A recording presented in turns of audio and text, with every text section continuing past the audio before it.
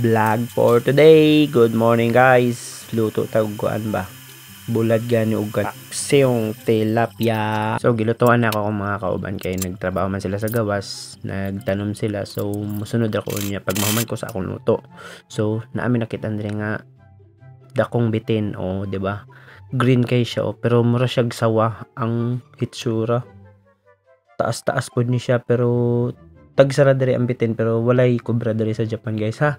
Maingon ana na sa mga green, mga mura ra siyag sawa. So wala siya mga kamandag nga mga bitin. So human ako gligo. So trabaho na po diri sa gawas, tabangan na ako ni sila. Kay samantalahan namo ni amo ang trabaho kay na apay hapon nga ni tabang sa amo gitudloan mi unsaon pagtanom kay diri man ko sa Hokkaido.